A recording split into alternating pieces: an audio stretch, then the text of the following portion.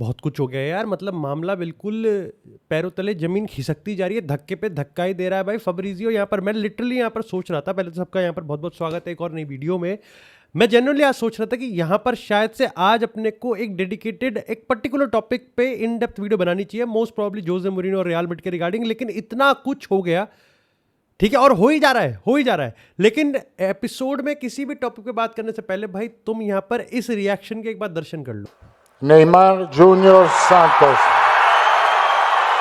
It is true भाई, Neymar junior world cup 2026 में यहां पर शिरकत करने वाले हैं। और भाई तुम सोचो, नेमार जूनियर का वर्ल्ड कप 2026 में ब्राजील के स्क्वाड में नाम आना, ये सिर्फ ये बात नहीं है कि नेमार बस फीचर करेगा, नेमार बस अब स्क्वाड का पार्ट है, बल्कि यहां पर एक ऐसी स्टोरी लाइन वर्ल्ड कप 2026 में जाते हुए जहां पर क्रिस्टियानो रोनाल्डो अपना पहला वर्ल्ड कप हंट कर रहे हैं, जहां पर Lionel Messi he could create history, back to back World Cup, Luka Modric, तमाम जैसे इतने बड़े बड़े स्टार अपने लास्ट वर्ल्ड कप खेल रहे हैं। वहीं नेमार जूनियर इस पूरे वर्ल्ड कप की स्टोरी अपनी तरफ मोड़ता हुआ दिख रहा है, क्योंकि यहां पर नेमार एक ऐसा नाम है, नेमार एक ऐसा प्लेयर है जिसको आप इग्नोर नहीं कर सकते। नेमार एक ऐसा प्लेयर है जो नॉर्मल सी पे तो कभी यहां पर सेटल ही नहीं हुआ भाई, नॉर्मल सी उसकी डिक्शनरी में ही नहीं है।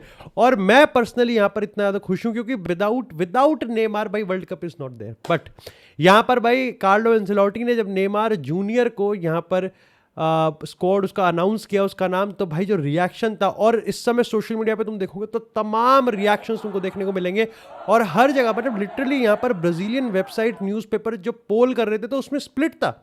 ऐसा नहीं था कि एक तरफा यहाँ पर लोग चाहते थे कि नेमार वर्ल्ड कप में अपनी जगह बनाए, लेजिट स्प्लिट था वहाँ पर कि 50%, कभी 55-45, कि यहाँ पर आधे लोग कह रहे हैं कि नहीं नेमार को पार्ट नहीं होना चाहिए, अब वो कंट्रीब्यूट नहीं कर सकता, तो आधे लोग कह रहे हैं कि भाई नेमार को पार्ट होना चाहिए, वो ना ही सिर्फ कंट्रीब्यूट कर सकता है बल्कि अभी भी वो इस टीम को लीड कर सकता है। क्योंकि when you see Brazil team तो उसमें तुमको कासिमिरो दिखेगा, उसमें तुमको मार्किनियोस दिखेगा, लेकिन यहाँ पर उसमें नेमार की एक अपनी जगह है। अगर आप उसके अचीवमेंट्स, उसके प्रेस्टीज और उसकी लेगेसी की बात करो तो he is absolutely unavoidable.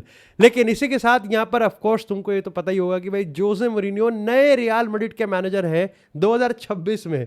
मूरिन्हो real Madrid का मैनेजर है, like talk is not talking भाई, पर अभी तक यहां पर बहुत सारी चीजें अभी भी अनवील होनी बाकी है। सबसे पहले मूरिन्हो के आने के बाद इस स्क्वाड का क्या यहाँ पर परिक्रमा होगी, क्या यहाँ पर डायमेंशंस होंगे, क्या डायनामिक्स होंगे, कौन अंदर जाएगा, कौन बाहर जाएगा, कौन इस टीम का लीडर होगा। हमको पता है पिछले एक साल में 2 मैनेजर आए और दोनों के अपने अपने नए लीडर थे।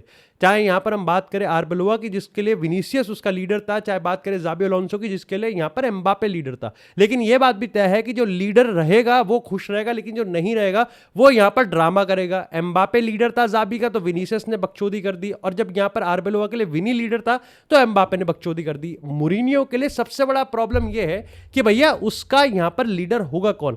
आई थिंक जो सबसे सेफ बेट है वो ये है कि मूरिन्हो शायद से यहां पर दोनों नहीं बल्कि तीनों को ही लीडर बना दे, क्योंकि एम्बापे और विनीसियस जितने यहां पर वोकल और एक्सप्लोसिव है इन फ्रंट ऑफ कैमरा, हमें नहीं भूलना चाहिए कि जूड बेलिंगम के इसी थाली का चट्टा बट्टा है। और अभी तो ये भी देखना पड़ेगा कि यहां पर मूरिन्हो, ये सब तो वो चीज़ है जो ड्रेसिंग रूम और पिच के परे है।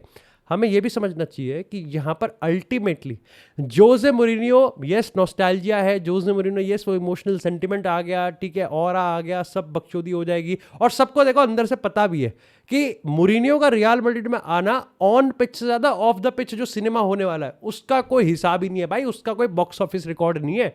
ये अपने आप में एवेंजर्स बना देंगे, नेटफ्लिक्स की एक पूरी सीरीज निकल जाएगी।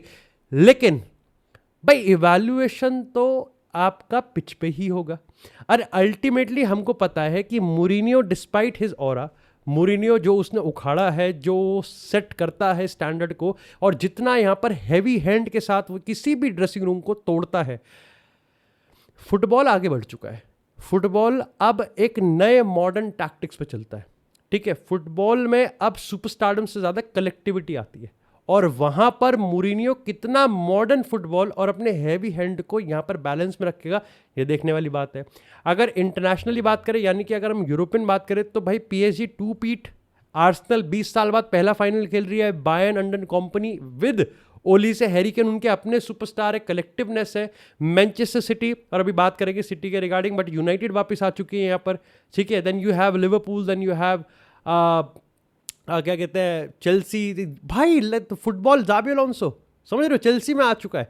ऐसे में डोमेस्टिकली बात करें तो आप देख रहे हो हंसी फ्लिक की बार्सिलोना की तरफ, जो कि बेटर ही हो रही है।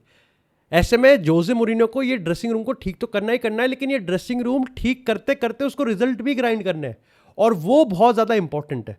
क्योंकि यहाँ पर मोमेंट पता है तब तक सही रहेगा जब तक यहाँ पर हर चीज़ बढ़िया चल रही है। मोमेंट यहाँ पर मूरिन्हो की टीम लड़खड़ा गई, और मैं पिच की बात कर रहा हूँ, ये इतने पत्तों की तरह बिखर जाएंगे ना, क्योंकि एक्चुअली में मूरिन्हो उस टाइप का मैनेजर ही नहीं है। जब यहाँ पर चीज़ें खराब जाए तो वो यहाँ पर अच्छे हाथ के साथ, सॉफ्ट हैंड के साथ एंसेलोटी की तरह ड्रेसिंग रूम को ठीक करे। वो ऐसा आदमी है कि जब चीज़ें खराब जाएंगी तो उस सबसे ज़्यादा तो वही खिसिया है वो होगा, सबसे ज़्यादा कैमरे पे बकचोदी वही कर रहा होगा। एम्बापे, विनीसियस और बेलिंगम से पहले लाइन में मूरिन्हो लगा होगा। लेकिन खैर, चेल्सी में यहाँ पर नई खबर है कि जाबी अलोंसो चेल्सी के नए मैनेजर है, और मेरे को लगता है कि यहाँ पर चेल्सी ने फाइनली एक अच्छी अपॉइंटमेंट करी है, और उसको हेड कोच नहीं बल्कि उसको मैनेजर का दर्जा दिया है। यानी कि ऑपरेशंस में, ट्रांसफर रिक्रूटमेंट में चेल्सी में जाबी अलोंसो का एक अच्छा खासा हाथ होने वाला है।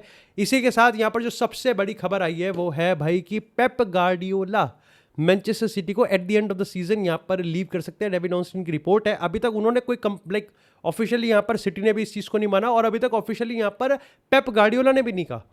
लेकिन काफ़ी लोग अभी भी यहाँ पर इस चीज़ की पॉसिबिलिटी देख रहे हैं कि शायद से पेप गार्डियोला रुक सकते हैं। लेकिन मेरे को पर्सनल लेवल पे लगता है कि आई थिंक गार्डियोला को अब ये चैप्टर एंड कर देना चाहिए, और उसको थोड़ा सा ब्रेक लेना चाहिए, और फाइनली वो एक नेशनल टीम की तरफ ही जाएगा।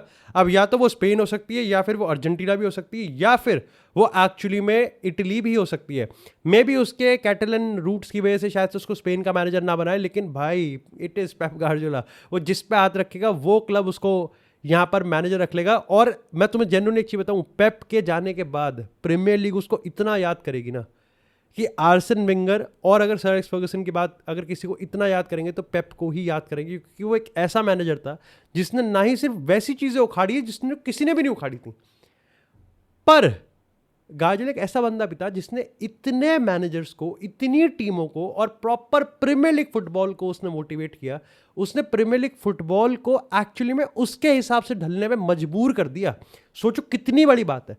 हम लोग किसी लीग ऐसे बात नहीं कर रहे कि यहाँ पर नेदरलैंड्स की लीग या पोर्चुगीज लीग, हम लोग बात कर रहे हैं प्रीमियर लीग की। वहाँ पर अपना ऐसा दबदबा बनाना कि यहाँ पर लिटरली प्रीमियर लीग, उसके नीचे की पिरामिड ऑफ द फुटबॉल, हर बंदा आज पेप के फुटबॉल को यहाँ पर कॉपी करने की कोशिश करता है। या तो पेप के फुटबॉल को कॉपी करने की कोशिश करता है, या फिर एक्चुअली में पेप के फुटबॉल से बचते हुए अपना एक नया सिस्टम क्रिएट करने की कोशिश करता है। या फिर बात करें हम आर्टेटा की, या फिर बात करें हम यर्गन क्लॉप की। एंड अगेन क्लॉप का तो अपना एक हैवी मेटल सिस्टम था जो कि वो जर्मनी से लाया था। आई थिंक यहाँ पर एंजो मरेस्का, अगेन आई थिंक इसमें पेप गार्डियोला का बहुत ज़्यादा इन्वॉल्वमेंट है। ये आप ऐसे ही मान सकते हो जैसे क्लॉप ने स्लॉट को रखा था, यहाँ पर I think most probably Pep Guardiola ने एंजो मरेस्का रखा है, क्योंकि एंजो मरेस्का के अगेन बहुत अच्छे क्रेडिबल उसके यहाँ पर रिमार्क्स है। अगर हम बात करें सिटी में या फिर बात करें प्रीमियर लीग में, ऑफिशियल से हाई जो अथॉरिटी होती है उनमें एंजो मरेस्का की अच्छी पटती है। साथ ही साथ उसने बहुत करीबी से देखा है कि पेप गार्डियोला का फुटबॉल कैसा है। विंसेंट कंपनी को लोग एक्सपेक्ट कर रहे थे, but of course why would company leave Bayern भाई, व्हाई वुड ही बायर्न। मेरे को ऑफ कोर्स मैं नेक्स्ट 5 साल कंपनी को आराम से देख रहा हूँ, मे बी बेयर मिनिमम 2 साल तो मैं आराम से देख रहा हूँ उसको। इसी के साथ अगर आर्टेटा की बात करें तो मेरे को तो ऑफ कोर्स अभी भी लगता है कि आर्टेटा आर्सेनल के बाद अगर कोई क्लब ज्वाइन करेगा तो it has to be Barcelona, और मेरे को कोई क्लब दिख ही नहीं रहा। लेकिन इसी के साथ भाई यहाँ पर बड़े दुख के साथ, हैवी हार्ट के साथ भाई, डेनी कारवाहाल। देखो अगेन डेनी कारवाहाल को मैं इस चीज़ पे बिल्कुल भी इवैल्यूएट नहीं करूँगा कि how he was the captain post क्रूस एंड मॉडरिच एरा, ठीक है, क्योंकि वहाँ पर बहुत पीछे रह गया। पर डेनी कारवाहाल एक ऐसा राइट बैक जो कि यूरोप के पता नहीं कितने बड़े बड़े क्लबों से ज़्यादा अचीव कर चुका है। एक ऐसा राइट बैक जिसने, मेरे को ऐसा लगता है कि रियल मैड्रिड के हर एक बड़े मोमेंट में उसका एक हाथ होगा। रियल मैड्रिड के हर एक बड़े मोमेंट में उसका है क्रॉस तो होगा ही, या फिर उसका एक पास होगा। चाहे हम बात करें यूसीएल फाइनल 2017 में रोनाल्डो के पहले गोल पे उसका वो पास, चाहे बात करें यहाँ पर रॉड्रिगो के वो 2 मिनट में 2 गोल पे उसका ही क्रॉस था, या फिर बात करें लेटेस्ट हमारे चैंपियन लीग विक्ट्री जब 2024 में आई थी तो उसका ही गोल था, सबसे छोटे आदमी ने, ठीक है, रेमेस्टेरियो ने हेडर मारा था यहाँ पर। तुम लोग कहोगे कि यहाँ पर ये टीम अब एम्बापे की है, ये टीम अब विनीसियस जूनियर की है, ये टीम अब किसकी है, but the fact remains the same कि ये टीम अब तक जिनकी थी अब वो चले गए। और जब तुमको ये रियलाइज होगा कि अब तक ये टीम जिनकी थी जब वो चले गए हैं, तो देयर इज एब्सोल्यूट नो वे कि तुम इमोशनल नहीं होंगे।